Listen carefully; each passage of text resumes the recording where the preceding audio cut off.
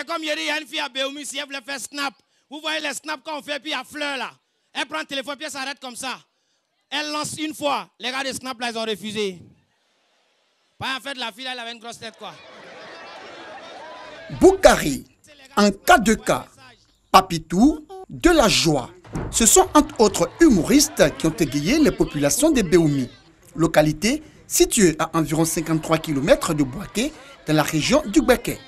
Ils ont assuré un spectacle féerique et angélique aux habitants de cette localité. Celui qui dort, c'est un dormeur. qui mange, C'est un mangeur. qui court, C'est un coureur. qui va. C'est un vendeur. Merci, Monsieur le ministre, d'offrir cette occasion à la RTI d'être à Béoumi et cette belle fête à cette charmante population. Nous sommes heureux d'être à Béoumi et nous souhaitons une belle fête à tous. Personne ne voulait se faire compter l'événement. Les habitants de Béoumi sont alors sortis nombreux. La qualité des prestations des humoristes appréciée par autorité, chefs traditionnels, élus, cadres et le parrain qui n'a pas manqué de féliciter la RTI pour l'initiative avant d'inviter les communautés à la cohésion. Vous ne savez pas le bonheur qu'il y a quand Bonjour vient ici à Béoumi, monsieur le directeur général. Vous avez créé une magie ici à Béoumi. Vous avez donné cette opportunité extraordinaire aux populations de se retrouver dans leur diversité. Rien que la paix à Béoumi, rien que l'amour, nous ne voulons que l'amour. Prochaine étape de Bonjour Tour, stade de Korogo, la capitale du Poro, le samedi 29 février prochain. Mon papa, par amour, il a écrit sur notre mur. Il est formellement interdit de mettre le ventilateur en marche quand ma fille Aya est au salon. Au fait, il dit qu'il est fatigué d'aller tout le temps me chercher quand le vent m'emporte chez le voisin, quoi.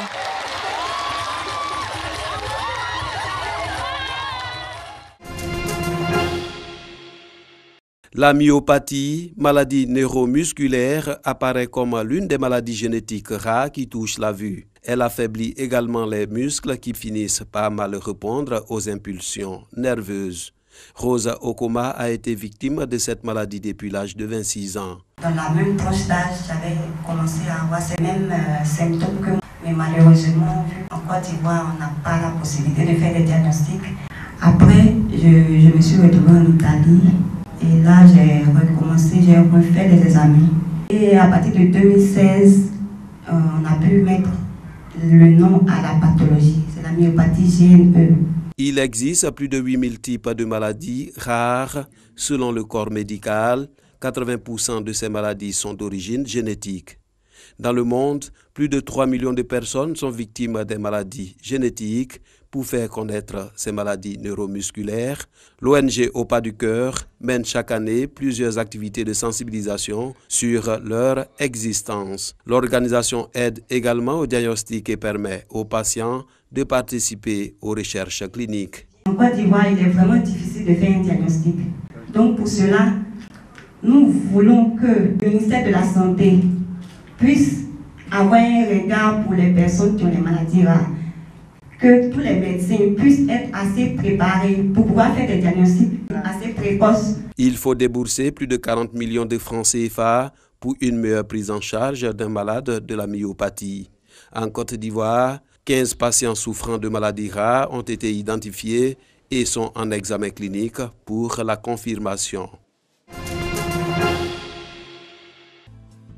Octobre 2020, un mois électoral qui alimente tous les débats.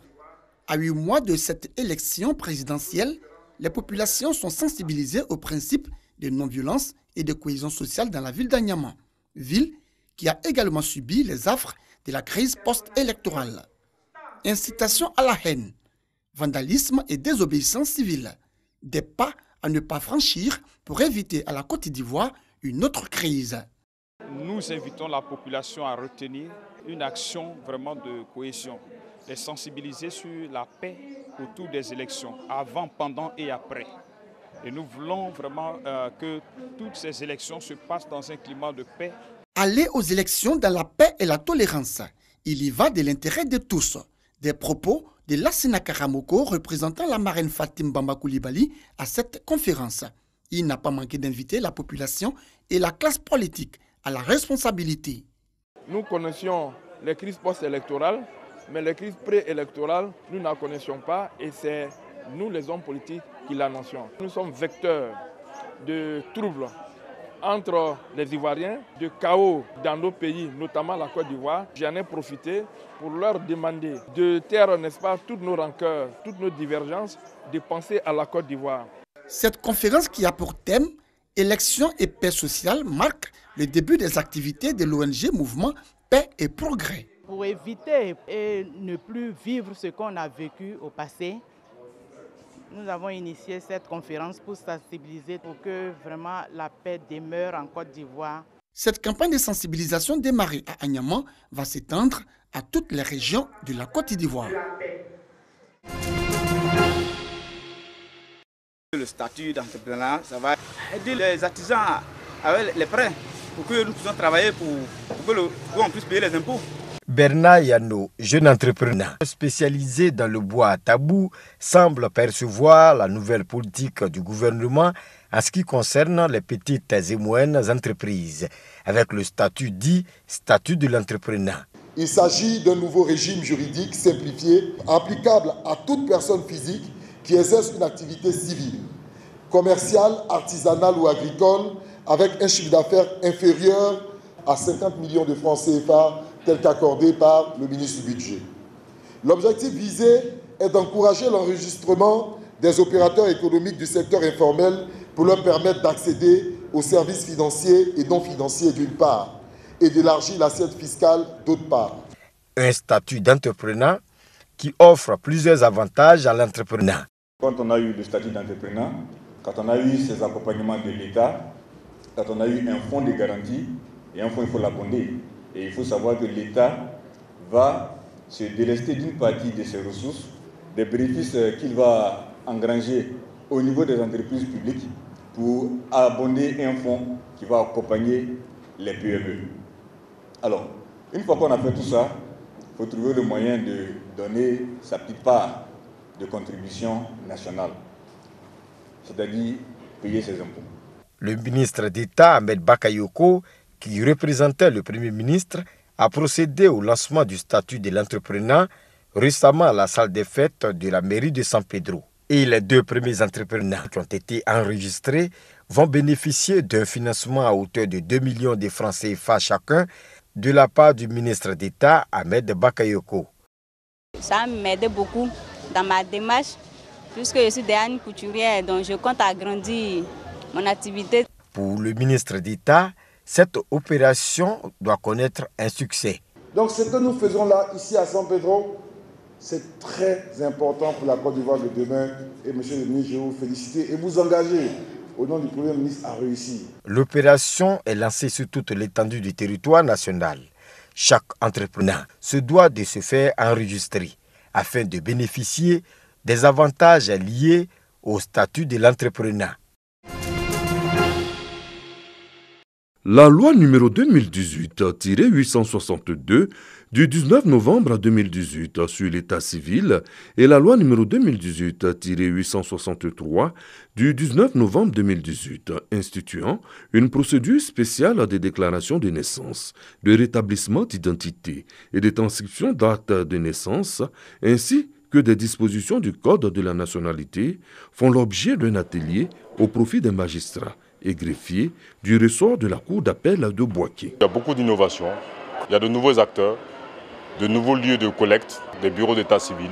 Lors des noms, ce sera prénom et nom, l'instauration de nouveaux mécanismes, l'intégration de l'informatique dans l'état civil et bien d'autres. Un renforcement de capacité qui rentre dans la droite ligne du ministère de la Justice et des droits de l'homme qui veut solutionner les nombreux problèmes qui se sont révélés à la pratique au fil des ans.